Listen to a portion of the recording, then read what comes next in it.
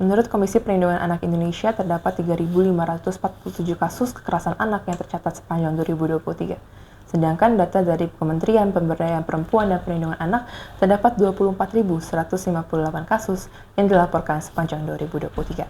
Saya Kisha Orensia, dan mari kita kembali tapaki jejak kasus kekerasan anak.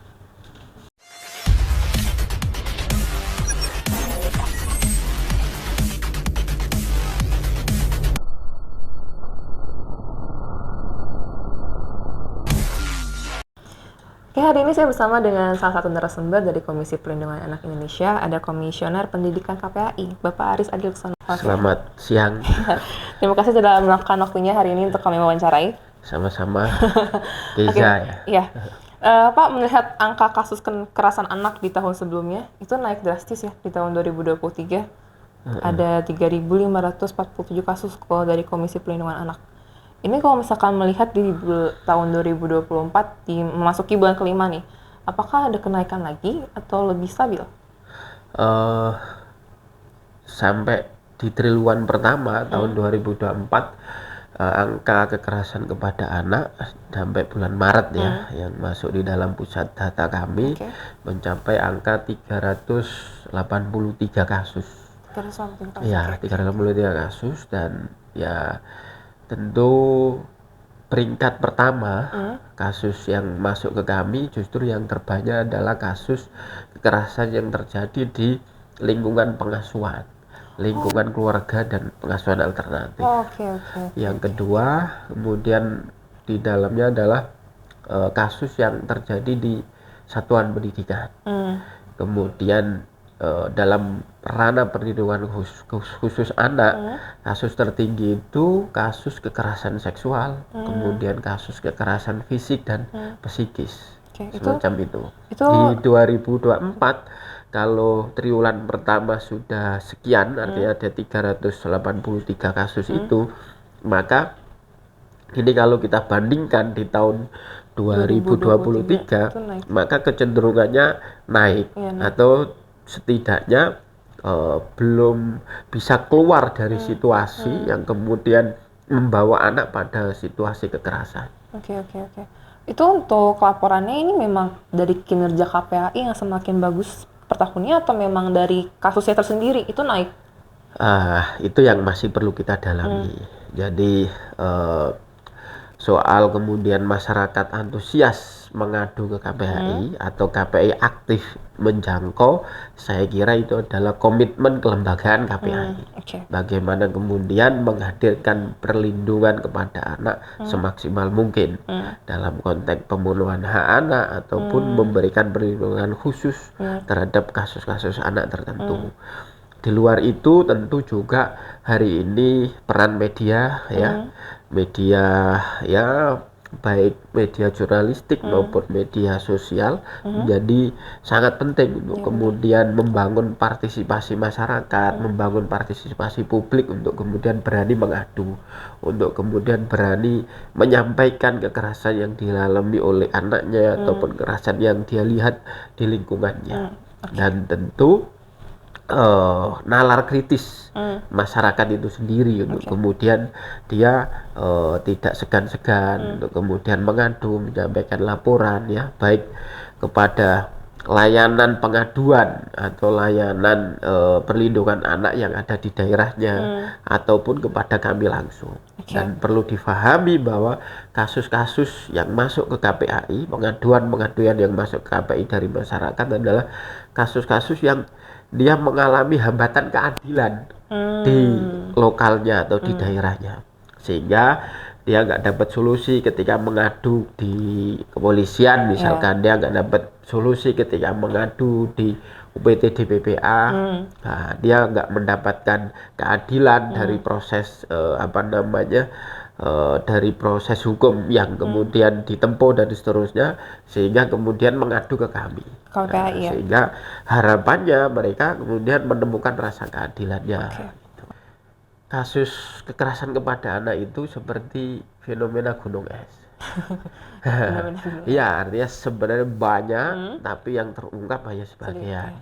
Peta keterungkapan kasus kekerasan kepada anak yang ada di kami adalah memang banyak yang berani mengadu dan punya akses informasi, mengakses keterbukaan publik itu rata-rata yang besar di kota. Kayak Jakarta, kemudian Jawa Barat, ya kan, kemudian Jawa Timur, Jawa Tengah yang kemudian memang populasi penduduknya banyak. Lebih tinggi. Nah, tetapi sebenarnya ya kita pasti akan sebenarnya ya tidak hanya daerah-daerah ini kan, hanya saja daerah lain mungkin ada keterbatasan informasi, ada keterbatasan untuk kemudian mengakses sarana-sarana pengaduan dan seterusnya. Oke. Kalau dari KPI sendiri ada program atau cara khusus nggak untuk yang dilakukan untuk mengatasi kasus kekerasan anak ini? Jadi tugas KPI yang utama itu, tugas dan fungsi KPI pertama itu melakukan pengawasan. Pengawasan agar pemerintah ini lebih serius dalam melaksanakan program-program perlindungan anak. Nah, hasil pengawasannya ini akan diapakan? Tentu dalam konteks pengawasan teknisnya kan tentu ada yang langsung atau nggak langsung berbasis analisa informasi langsung, tentu kami turun langsung. Ada kasus apa nih kita coba. Lah biasanya yang langsung ini agak terbatas. Kenapa ya? Karena kami kadang mengambil sampel kan, atau kejadian-kejadian yang kadar kekerasannya berakibat cukup fatal, misalkan sampai bunuh diri, sampai kematian dan seterusnya. Kita jangkau, kemudian kita lihat, kita telah apa sih faktornya, apa yang melatar belakanginya, kenapa kemudian dia pada posisi selabil itu, begitu dan seterusnya. Nah, hasil telaah dan kajian inilah yang kemudian menjadi rekomendasi. Rekomendasi ini diarahkan ke siapa? Kepada pemerintah, baik pusat maupun daerah, agar dia tindak lanjuti dalam bentuk apa? Oh ya, ini kekosongan regulasi nih, nggak ada aturannya. Bagaimana menjangkau anak-anak dalam dunia maya ya, dalam dunia daring kan banyak sekali kekerasan yang hari ini terjadi di dunia daring. Ternyata regulasi kita belum siap untuk merespon kekerasan yang terjadi di dunia daring. Maka kita dorong ada regulasi terkait bagaimana pencegahan dan penanganan kekerasan anak di dunia daring. Kemudian, oh ya, ini yang kurang bagus programnya. Programnya hanya sebatas menyelesaikan persoalan ketika terjadi kasus. Seperti polisi India. Gitu. Ada kasus pada datang rame-rame, viral dan seterusnya. Tapi tidak ada upaya bagaimana kemudian misalkan anak sesama anak. Bukan penanganannya sekedar selesai minta maaf, memberi pernyataan atau dihukum apa atau disanksi apa. Tapi harus ada upaya pemulihan, rehabilitasi, pendampingan psikososial, pendampingan psikologis, dan seterusnya sampai pendampingan hukum dan seterusnya. Untuk apa? Agar anak pelaku juga pulih, dia bertanggung jawab, ada efek jera, sadar tidak melakukan lagi. Anak korban juga kemudian mendapatkan keadilan yang semestinya. Dia juga kemudian pulih. Kalau dia luka fisik ya sembuh fisiknya. Kalau luka psikis dia akan pulih dari traumanya, sehingga dia tidak tidak berpotensi menjadi pelaku di masa yang akan datang. Karena pelaku perundungan, pelaku kekerasan yang usia anak kadang dia dulu adalah sebagai korban.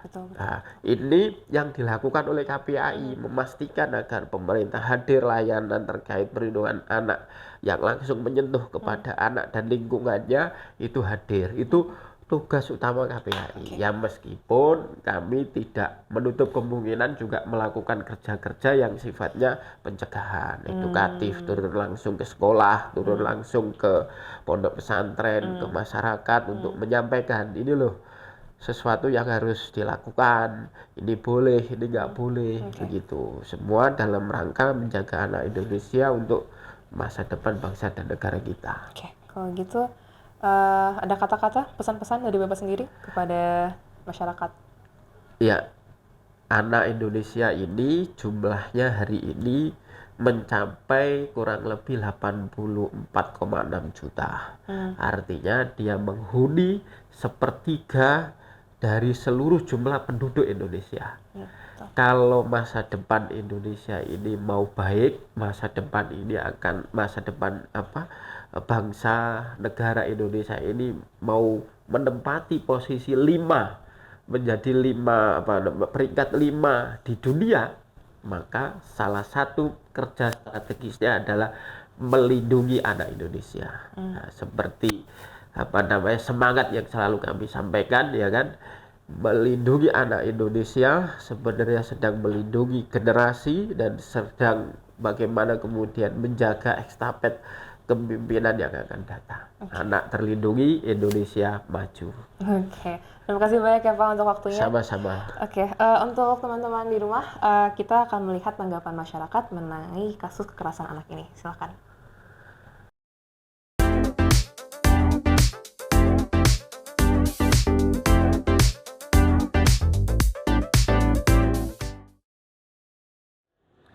Menurut aku angka kekerasan anak itu memang udah cukup tinggi dan sebenarnya kita bisa temuin banyak banget di lingkungan sekitar kita kayak tetangga, saudara dan lain-lain. Jadi untuk tingkatnya memang sudah cukup tinggi sih. Ya kalau tanggapan saya tuh ya harus diberantasin kalau yang keras sama anak itu.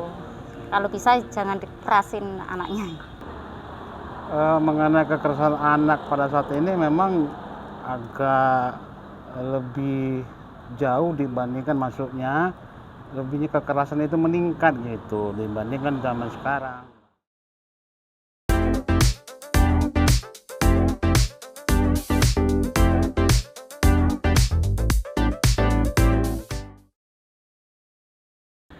Penting banget karena kekerasan ke anak itu dampaknya nggak cuman ke anaknya itu memang dampak utamanya, cuman dia bakal dampakin ke orang sekitarnya juga kan, bakal ada psikologisnya yang terganggu, nggak bisa menahan emosi dan sebagainya yang sehingga perilaku yang ditimbulkan outputnya itu bakal kayak kena ke orang-orang sekitarnya juga gitu, dan itu untuk jangka waktu yang panjang.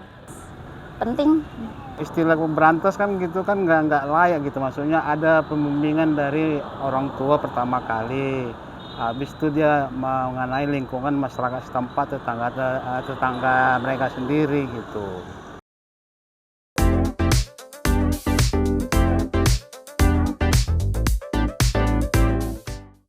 Kalau dari aku sih lebih ke edukasi ke orang tuanya, jadi bukan ke anaknya. Karena yang melakukan kekerasan pada anak itu kan orang tuanya yang kayak gitu. Jadi lebih ke orang tuanya sih yang dikasih edukasi. Ya harus segera ditangkap yang itu. Kalau menurut saya itu ya itulah pertama kali harus ada bimbingan dari orang tua. Itu harus bimbingan dari orang tua. Bimbingan dari orang tua itu terutama seperti pengajaran soal agama supaya mereka ada iman gitu dan mereka akan takut akan Tuhan. Nah, kalau akan takut akan Tuhan mereka tidak akan mungkin ada kekerasan.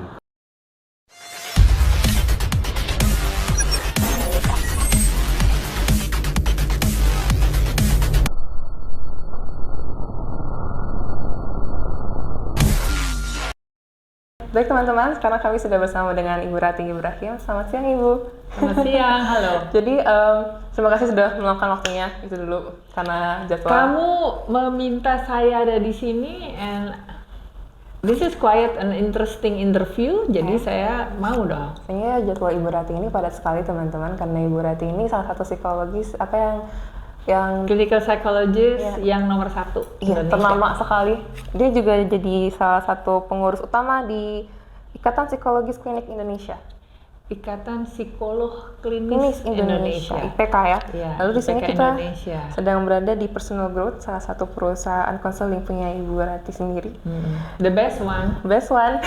Padat sekali jadwalnya. Oke, terima kasih banyak Ibu sudah meluangkan waktunya. Kita mau bicara mengenai kasus kekerasan anak zaman sekarang. Kemarin kita sudah berbincang dengan Bapak Aris dari Komisi Perlindungan Anak tentang kasus itu. Untuk dari Ibu sendiri sebagai psikolog yang sudah berpuluh-puluh tahun di dunia psikolog ini, apa pemicu terbesarnya, Bu? Saya udah jadi psikolog, dia belum direncanakan ada. Iya. Karena beda umurnya, iya, beda 4 dekade. Ya. Oke, jadi apa maksudnya? Jadi kayak pemicu terbesarnya kan apa ya, angkanya tuh makin lama makin besar ya. Besar sekali, 3.547 kasus itu berapa kali lipat? 2-3 kali lipat dari tahun sebelumnya. Saya melihatnya begini loh, kok jadi besar banget ya yang bisa didata oleh pemerintah maupun oleh institusi yang memiliki concern serta keberpihakan terhadap penanganan kekerasan pada anak. Bicara tentang kasus kekerasan, sebetulnya ini bisa terjadi pada siapapun juga, ya. Dan pelakunya bisa siapapun juga. Jadi kita perlu juga untuk introspeksi dan mawas diri ya, supaya amit-amit jangan sampai kita jadi pelaku kekerasan. Hanya saja yang paling sering dan paling rentan menjadi korbannya adalah perempuan dan anak. Nah, begitu ngelihat bahwa prevalensi pada anak itu ternyata tinggi, lalu dibentuklah komisi yang khusus memperhatikan pemberdayaan, pencegahan serta advokasi korbannya. Nah, kok jadi makin banyak, berlipat-lipat. Di satu sisi saya ngelihatnya dari aspek yang positif ya. Artinya orang punya awareness yang tinggi, pemahaman terhadap ini adalah bentuk kekerasan nih, bukan cuma main-main doang begitu, dan melaporkan. Maka datanya kita punya. Jangan-jangan dari dulu ada tapi tidak terlaporkan. So that's the good news-nya. Tapi yang membuat juga sangat concern adalah jangan-jangan ada yang keliru nih di pola pendidikan dan pengasuhannya kita sebagai orang tua terhadap kalian anak-anak muda. Ya. Orang tua tuh siapa? Bukan hanya orang tua kandung, tetapi juga lingkungan masyarakat maupun media. Jangan-jangan tanpa sadar, ketika kita menaruh perhatian kepada kasus ini, kita justru menginspirasi bahwa keren ya, ternyata pelakunya mendapat sorotan media, terus jadi kayaknya kalau begitu asik aja deh. Atau gini yang, alah cuman begituan aja lemah, coba kita lakukan aja lah ya untuk membuktikan bahwa ini emang kayak begini nih caranya untuk keren dengan ngebully temennya gitu ya, atau kayak begini nih menegakkan disiplin untuk sebuah alasan yang dibenar-benarkan perilakunya salah and then being glorified. Yang ketiga adalah pengasuhan. Jangan-jangan kita memang, ini saya introspeksi nih sebagai seorang ibu-ibu ya, jangan-jangan kita terlalu lembek ke anak-anak kita, memberikan terlalu banyak excuse dan juga mungkin salah memberikan contoh, jadi anak-anak nangkapnya salah, seolah-olah ini nggak apa-apa, seolah-olah ini asik padahal sebetulnya keliru. Ya, jangan-jangan kita juga kurang memberikan teladan kepada anak-anak kita mana perilaku yang baik dan benar yang harusnya ada pada mereka. Gitu. Kalau saya meneliti ke beberapa aspek budaya, kan ada yang memang anak harus dikerasin tuh, digebukin tuh, ibarat pohon karet itu kalau belum keluar getahnya, artinya pendidikan belum dilakukan, sehingga kekerasan, dipukulin, digebukin, segala macam sampai berdarah-darah itu adalah bentuk pendidikan. Ini kan keliru ya. Makanya kalau bicara tentang parenting, so we say that parenting is really an art, dan harus ada hati di situ, harus ada sanity, akal sehat ada di situ. Kalau gitu kita balik ke dampak psikolog anak tadi itu. Kalau menurut Tante sendiri, dampak dan cara yang paling efektif kalau kita lihat permasalahan ini kan lumayan tinggi ya, berarti kayak kurang ada sosialisasi mungkin di sekolah atau dari pemerintah. Sosialisasi apa? Sosialisasi tentang bullying atau kekerasan terhadap anak ini. Oke, kita ngomongin tentang sosialisasinya dulu ya. Isu bullying, isu kekerasan terhadap anak ini bukan berita baru. Bener banget. Ya. Di umur gue dan setua ini, gue nanganin kasus dari lama sekali. So it's not a new news. Dan gerakan untuk bisa mengatasi, melakukan pencegahan, penanganan, advokasi itu sudah banyak dilakukan, timbul tenggelam. Setiap kali ada berita baru, tuh wah heboh di pemberitaan, gerakannya anti bullying. Cuman kelihatannya orang-orang khususnya kurang panjang ya untuk bisa stay di situ. Jadi baik sekali bahwa ada KPAI, baik sekali ada Komnas Anak gitu ya, baik sekali ada gerakan dari negara untuk bisa melakukan pencegahan dan penanganan. Iya, tidak sempurna, tapi kan ada usahanya. Bicara tentang dampaknya emang ada dampak yang positif, Tante, yang enggak lah. Dampaknya merugikan. Merugikan apa? Yang dirusak adalah hidup seorang anak. Dan anak ini adalah, saya sangat mengimani anak-anak adalah the future. Yang punya masa depan, the future leader yang akan menggantikan generasi gua Iya. gitu ya. Jadi antara alangkah mulia. Jadi itu kerap nih ya kalau saya lagi memberikan materi parenting kepada orang tua, kepada guru, bahkan kepada masyarakat pada umumnya, saya ngingetin menempatkan anak-anak jangan sebagai objek, jangan sebagai subjek doang, tapi betul-betul sebagai investasi masa depan bangsa. So dampaknya bukan cuman secara fisik, tapi secara kognitif. Benar-benar. Cara berpikir, cara memaknai diri, memaknai hidupnya, secara emosional, depresi, stres, anxious, lack of self esteem, terus secara psikososial, waduh jadi benci lah segala macam orang gitu kan, menjadi tidak produktif. Kan sayang banget ya, itu baru ngomongin tentang dampak loh. Karena sebetulnya kekerasan ini bukan soal mendidik, ini soal show of power. Bully juga show of power. Jadi bagaimana nih ketika anak-anak yang lebih besar melakukan bully kepada orang anak lain ya. Satu, hindari dari sisi korban. Laporkan ya kepada orang tua, kepada pihak yang bertanggung jawab di situ, kemudian lawan. Bully hanya bisa dilawan untuk berhenti ya. Benar. Oke. Nah, terus bagaimana nih dari aspek si pelakunya? Konseling deh. Konseling something wrong with you. Sampai kamu harus jadi bully untuk nunjukin lo keren gitu, gitu kan? It's not good and it is not right.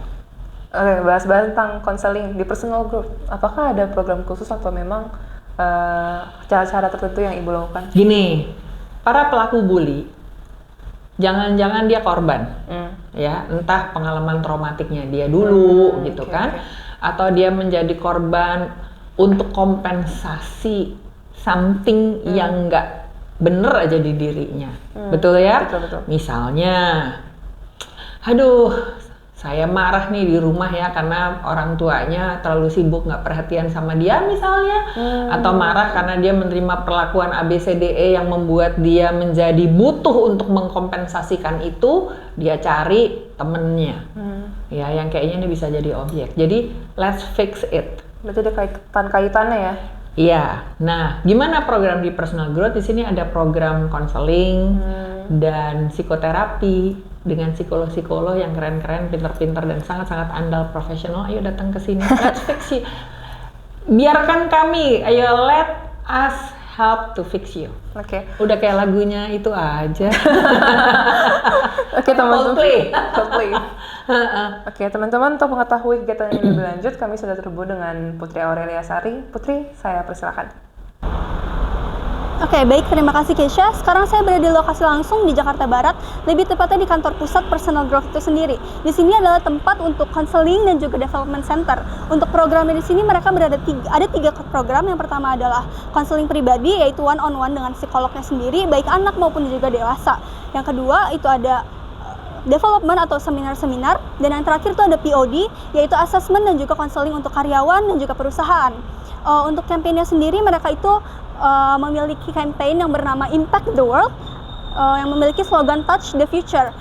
Artinya setiap orang itu memiliki kekuasaan atau memiliki kekuatan untuk mengubah dunia.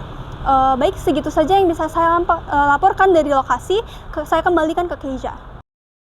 Closing statement tentang isu ini, karena isu ini kan lumayan luas sekali ya, angkanya sangat besar. So this is my closing statement. Kehidupan itu berharga banget, dan setiap orang berharga, kamu juga berharga. Wujud dari keberhargaan diri kamu sebagai berkat ya dari Tuhan adalah dengan menghargai orang lain, menghargai kehidupan termasuk kehidupanmu sendiri. Jadi justru bersama-sama nih orang muda harus membangun cohesiveness untuk menjadi orang muda yang sangat oke, keren, dan berguna satu sama lain, bukan untuk nyakitin. Oke, dicatat ya teman-teman ya. Sekian dari wawancara kami. Thank you so much, Ibu Rati. Thank you. Thank you.